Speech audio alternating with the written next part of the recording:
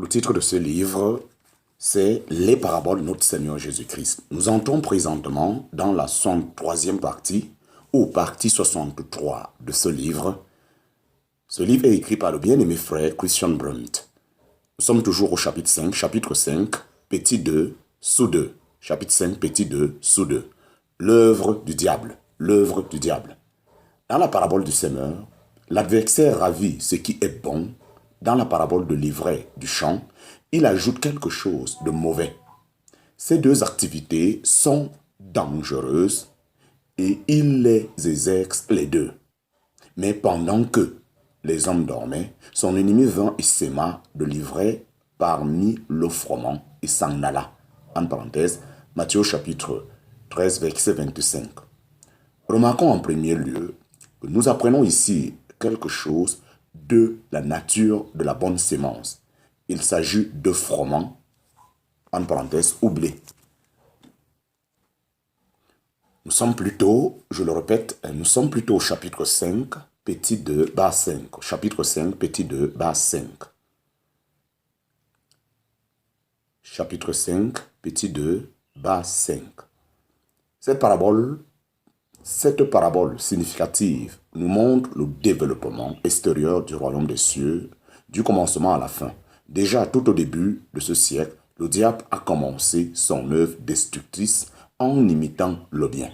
Depuis ce royaume, actuellement, la chrétienté est caractérisée par un mélange de bien et de mal, un état qui subsiste jusqu'à la fin. Bien que le froment paraisse submergé, le semeur a toujours les yeux sur lui. Il veille à ce qu'il arrive à maturité sans dommage. Il interdit donc à ses disciples d'éliminer par la force les méchants de son royaume, car il risquerait d'arracher les bons avec les mauvais.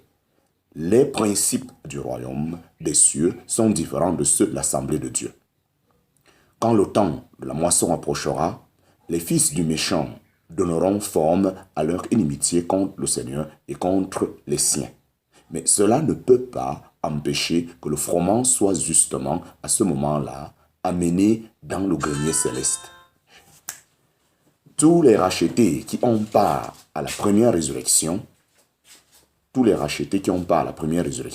ce sera le commencement de la moisson, la consommation du siècle. Après la période de l'Église, il y aura aussi des saints sur la terre, venant des Juifs comme des nations. Ils devront traverser la grande tribulation, mais ils seront conservés pour le règne de 1000 ans, le grenier terrestre du Seigneur. Tandis que les iniques seront ôtés du royaume terrestre du Fils de l'homme par le jugement. Les saints resplendiront en haut comme le soleil dans le royaume de leur Père, la partie céleste du royaume. Il sera ainsi établi que le conseil de Dieu et l'œuvre du semeur n'ont pas été une mauvaise décision, mais qu'ils ont eu leur source dans son amour et sa sagesse. Que pour tout cela, le nom de Dieu et de son Fils soit loué et glorifié. Chapitre 5, petit 3, le grain de moutarde. Jusqu'à présent, dans Matthieu chapitre 13, nous avons considéré les deux premières paraboles. La parabole introductive du semeur et la première parabole du royaume des cieux, celle de l'ivraie du champ. À la suite, nous avons maintenant une seconde paire de paraboles, celle du grain de moutarde et celle du levain. Ce qu'il y a de commun à ces deux paraboles, c'est la manière collective de considérer les mystères du royaume des cieux, tandis que dans les deux premières paraboles, le Seigneur décrit les personnes individuelles. Le semeur avait sémé la bonne sémence dans les cœurs de personnes individuelles, mais il y avait été soit bien soit mal reçu. Ensuite, il avait été sémé de la bonne sémence et de la mauvaise, représentant les fils du royaume et les fils du méchant. Par contre, dans le grain de moutarde, la chose est considérée comme un objet, de même que dans la parabole suivante, la pâte mélangée au levain forme un tout. Arrivé à ce point du chapitre, il est utile et intéressant d'en considérer la structure. Tout dans l'Écriture sainte est bien important, y compris l'arrangement des sujets dans une section. Avant d'examiner une petite représentation imagée, remarquons que dans les 8 paraboles de notre chapitre, on trouve 2 paires de paraboles, ou 2 paraboles doubles. Ces 2 paires sont placées au milieu. Ainsi, le grain de moutarde et le levain vont ensemble. Comme en Luc chapitre 13, versets 18 à 21, comme le trésor du champ et la perle de grand prix sont liés par la pensée commune d'acheter et de vendre. La structure peut donc être représentée de la manière suivante. A. Point A, le semeur, en parenthèse personnelle. Il n'est pas dit le royaume des cieux est semblable. Point B, le froment est livré. Point C, petit 1, le grain de moutarde. Point C, petit 2, le levain caché. Point C, petit 2, le trésor caché. Point C, petit 1, la perle de grand prix. Point B, le filet avec les bons et les mauvais poissons. Petit A, le maître de maison, en parenthèse personnel, il n'est pas dit le royaume des cieux est semblable. Petit A, le maître de maison, en parenthèse personnel, il n'est pas dit le royaume des cieux est semblable. Dans ce schéma, la ligne de séparation en pointillé indique une distinction supplémentaire. Le premier groupe de 4 paraboles a été adressé aux foules, tandis que les 4 dernières n'étaient que pour les disciples. Passons maintenant à la parabole du grain de moutarde. Il leur proposa une autre parabole, disant « Le royaume des cieux est semblable à un grain de moutarde qu'un homme prit et sema dans son champ, lequel est, il est vrai, plus petit que toutes les semences, mais quand il a pris sa croissance, il est plus grand que les herbes et devient un arbre, de sorte que les oiseaux du ciel viennent et demeurent dans ses branches. » En parenthèse, Matthieu chapitre 13, versets 31 à 32. L'expression introductive, il leur proposa une autre parabole, qui se trouve dans chacune des 3 premières paraboles du royaume des cieux, en parenthèse, l'ivraie du champ, le grain de moutarde, le levain, réunit donc ces 3 paraboles pour former un sous-groupe. Comme déjà remarqué, le Seigneur les a adressées aux foules dehors, au bord de la mer, tandis que les 3 dernières, en parenthèse, le trésor, la perle, le filet, n'ont été dites qu'aux disciples dans la maison. Cela correspond bien au fait que le premier groupe de paraboles montre le développement du royaume des cieux dans son aspect extérieur. Le Seigneur a-t-il prédit un bon développement?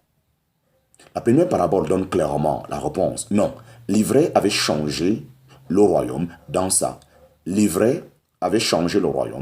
sa manifestation extérieure, au point que ce royaume ne correspondait absolument plus à l'intention initiale du semeur. Maintenant, le Seigneur ajoute 2 paraboles supplémentaires dans lesquelles nous apprenons comment le développement du royaume des cieux devrait continuer du point de vue historique. Après avoir montré un développement négatif, le Seigneur voulait-il indiquer qu'il y aurait tout d'un coup un essor du royaume? Il est étrange que tant de commentateurs aient vu les choses ainsi et les voient encore de cette manière. Dans le grain de moutarde et dans le levain, ils pensent pouvoir reconnaître une image de la diffusion générale de l'Évangile, une image de voix qui n'est supportée dans le Nouveau Testament, ni ici, ni ailleurs. Certes, si l'on sort les paraboles de leur contexte, et si on les considère en soi, on pourrait arriver à l'opinion que le Seigneur expose ici quelque chose de bon. Mais si l'on prend en considération le contexte et qu'on tient compte du sens qu'ont les symboles dans les autres passages où on les trouve, alors il est impossible de voir quelque chose de positif dans le développement signalé pour le royaume. Chapitre 5, petit 3, sous 1. Chapitre 5, petit 3, sous 1. Un petit commencement. Un petit commencement. Nous voyons de nouveau l'homme s'aimer la sémence.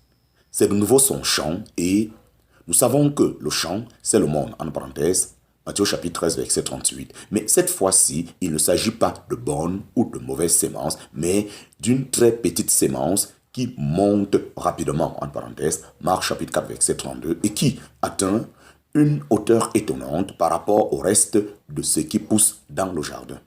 Tel est le point de départ de la comparaison.